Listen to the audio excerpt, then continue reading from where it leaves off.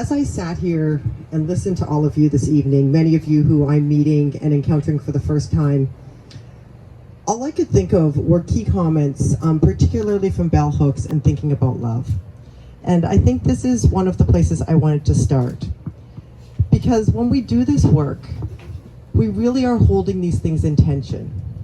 And I think so for so long, when we think about the uses of anger, people tell those, particularly those who don't seem to be succeeding on the terms that others have given them in the society, that they don't have a right to be angry, that they're supposed to be grateful, that we should just, that if they can get anything and get any kind of service, that this is something to be thankful for. We hear these words over and over again, and that certain people are denied anger at inequities, they're denied anger in systemic injustices, and that sometimes too, when we support that work, and I can hear, I've seen how successful the business model is here, which means that we've also all learned at different times when we be a little bit more quiet, when we frame what we need as a request, not a demand, and we know how to navigate those. But I want to say that, because I know you've all felt it at different times, that we all have a right to that anger, and that anger is productive because it's not aggressive, it's not against, other people, but it is actually making the call and the insistence that everybody has a right to be treated as a human being and that humanity needs to be seen and heard. And so when we hold that intention, what I think is, so powerful in this room, and I can tell through the interactions between all of you, is the way that love also is part of this framing. And so I'm going to start and just bring forward first one of the key quotes and why this is necessary at this moment. Oh, I got it. So, quoting from bell hooks in 2000, always relevant, no matter when she said it. And I can see some of you, as soon as I mentioned bell hooks, nodding, so probably familiar to some.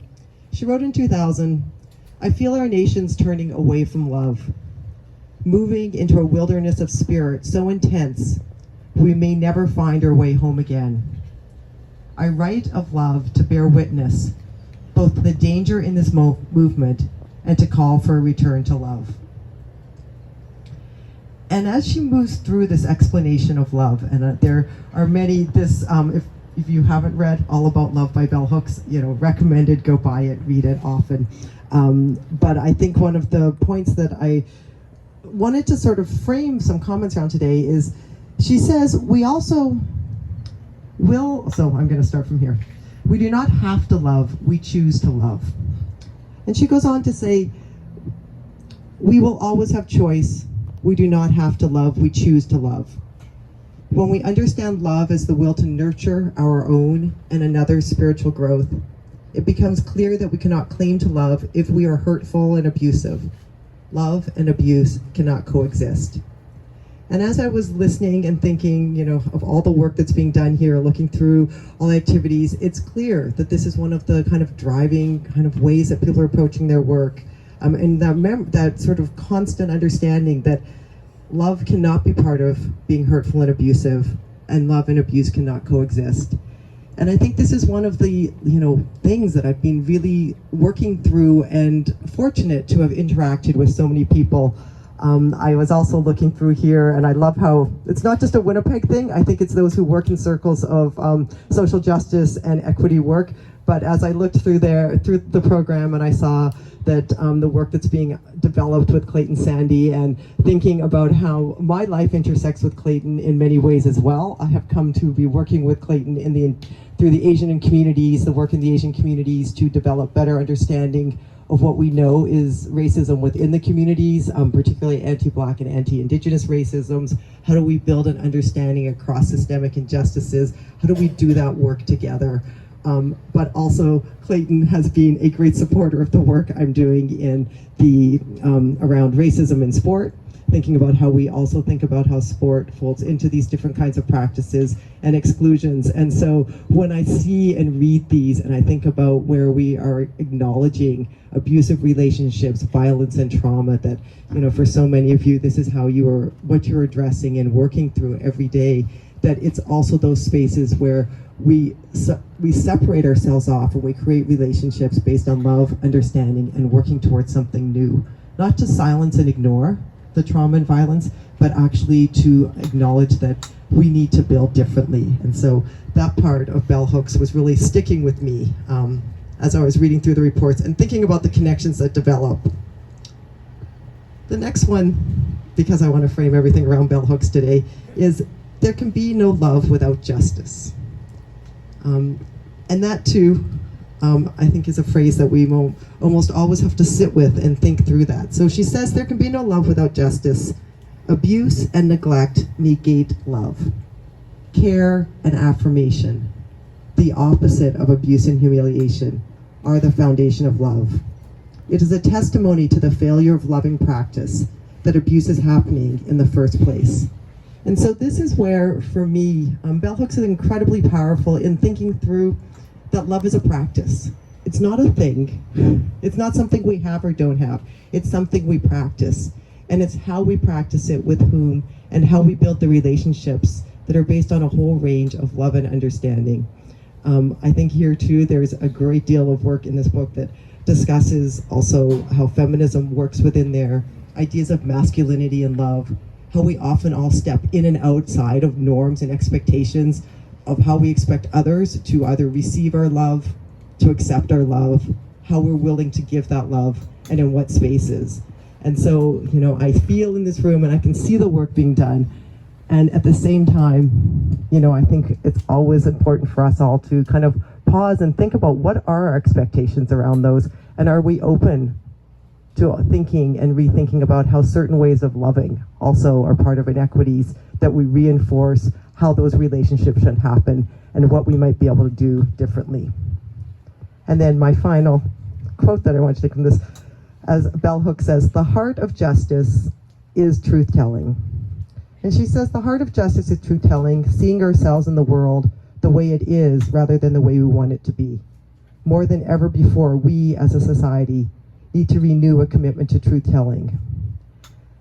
And again, thinking through the different kinds of work that, all of you have been doing, thinking through the way that we build that truth-telling. So also, one of my friends actually calls it the power of magical thinking, when we always, we all wish we saw something differently, we project into the forward, and sometimes it's a coping mechanism, thinking about what's around us, what's dangerous, what we just can't bear anymore.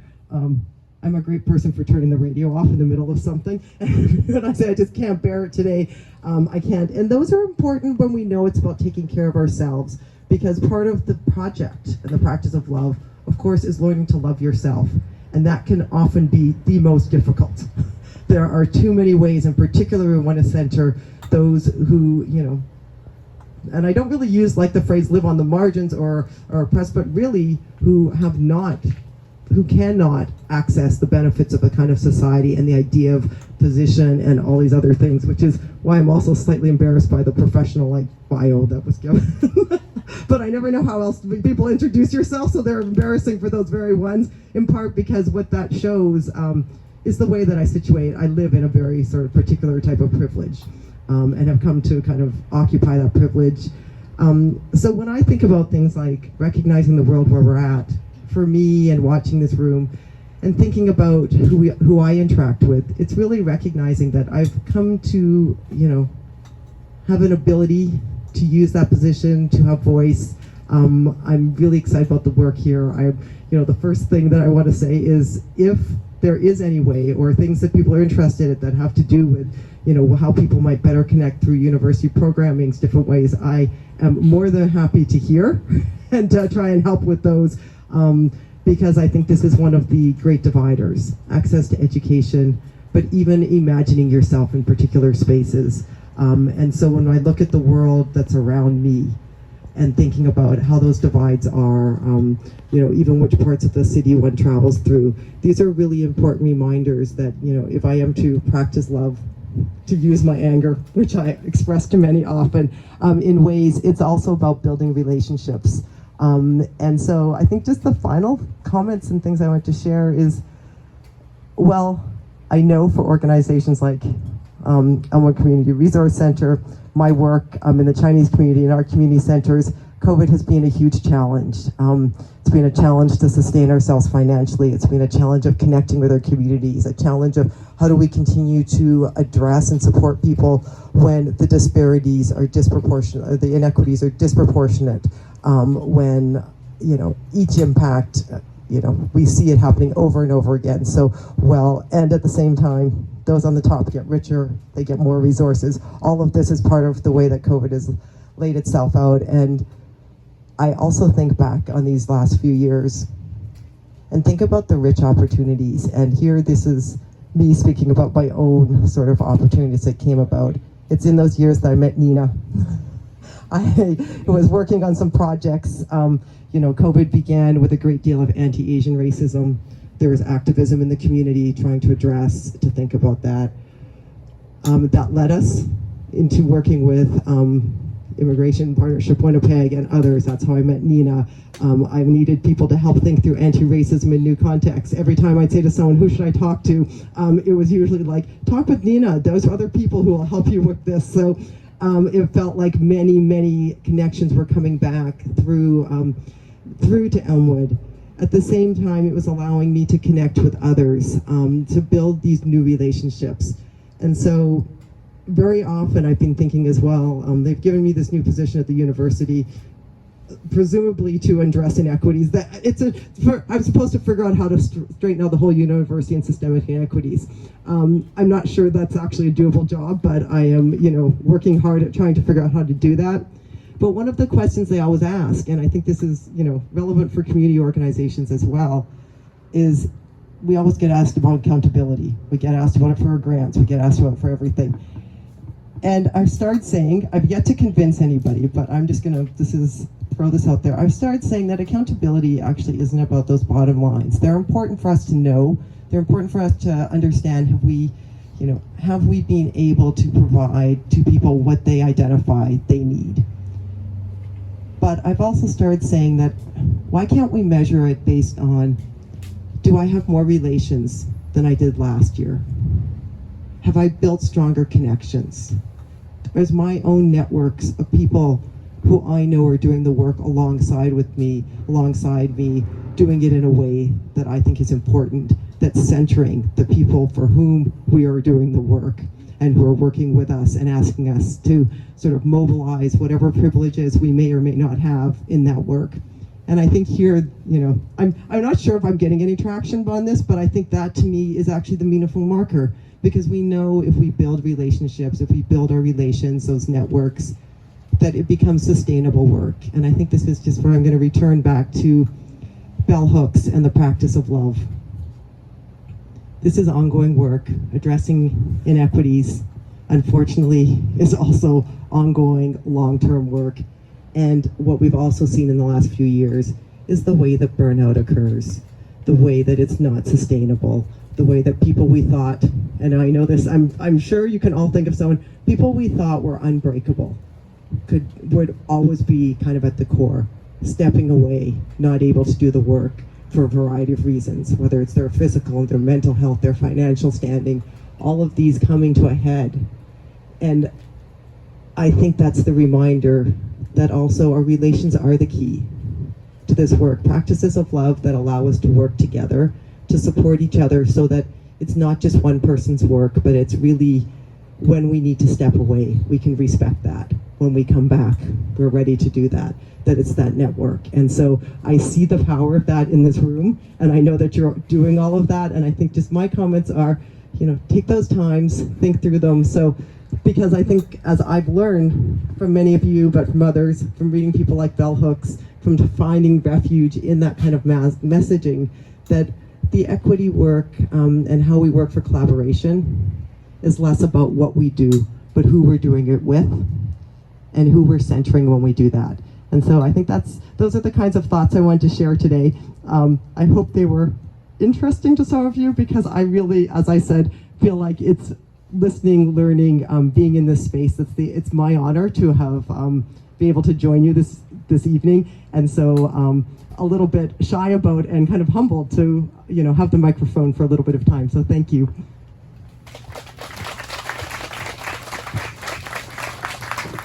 Thank you, Dr. Okay, Nina's looking at me shocked, like, my turn already.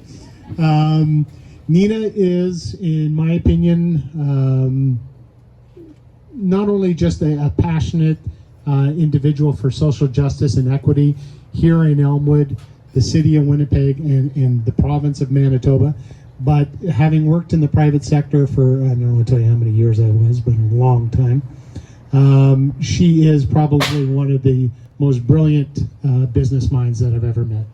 So let's put our hands together for Nina.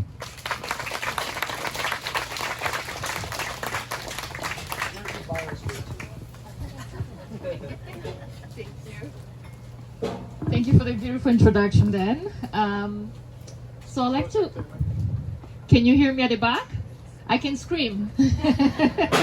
I'd like to take a moment to thank you for coming out. I know it's cold, so let's hug each other if you need to. I'm a hugger, so every time I come to you, I will hug you. But I want to really take a moment and thank you for being here tonight, sharing your time, your precious time. Your presence is meaningful to us. I don't think I have enough words to express how grateful I am for all of you for being here. But I also want to acknowledge the unsung heroes, the staff who have been doing this work day in, day out. I have an amazing team, and I am always bragging about it in a sense where we work with. But I won't be able to share all the details of everyday work that we do here. Despite the flood that we had, the program continued on. We shut down one building, but we moved on to another one, and we continue as if nothing happened. And COVID happened. Despite what they're experiencing at home, they forgot themselves in order to be able to serve the people that we work with. And that, to me, I'm extremely grateful. And thank you. Thank you to all the staff. I may not be able to name everyone, but you are all dear to me. And thank you for your time, your commitment, your love and passion for the people that we work with. We don't treat them as numbers, but we treat them as individuals with dignity, respect, and compassion. So you are the true spirit of ECRC. Thank you.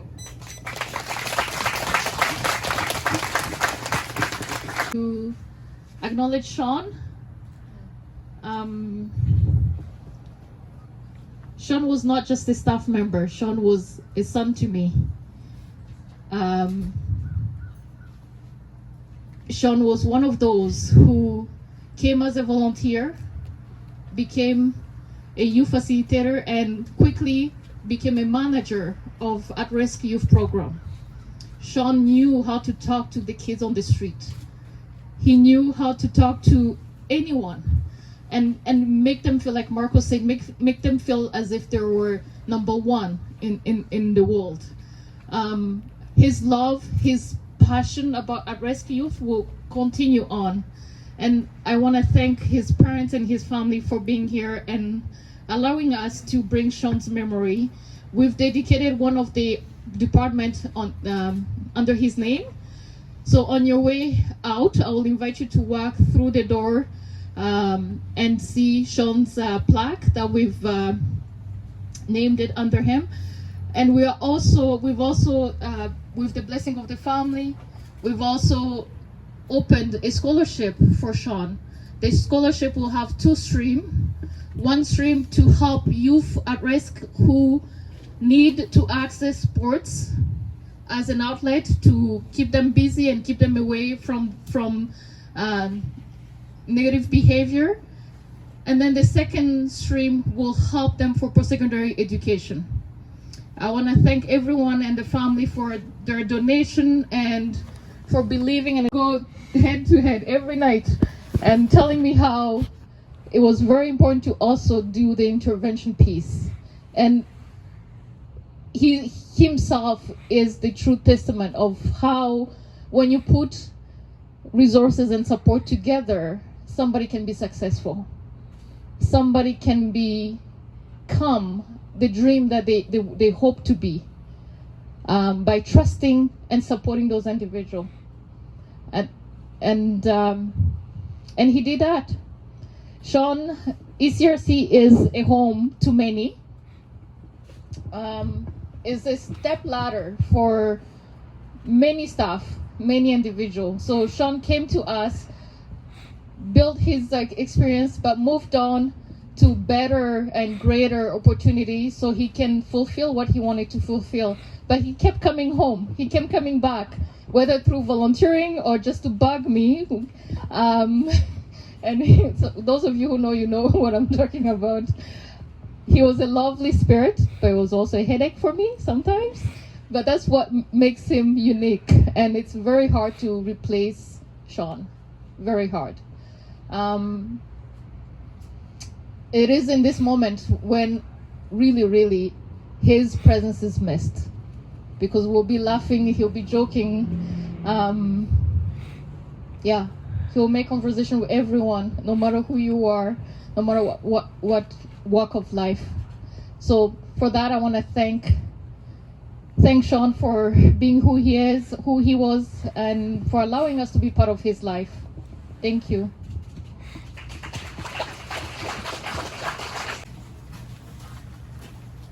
Anne has been working, like I said, ECRC is a home, so it gives people an opportunity to grow their skills and knowledge, and they move on to better things. But they keep coming back, no matter what, because we make it as a home.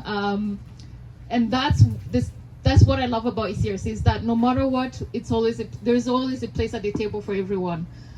So Marco and I wanted to thank Anne for your dedication and service to ECRC for the past 6 years.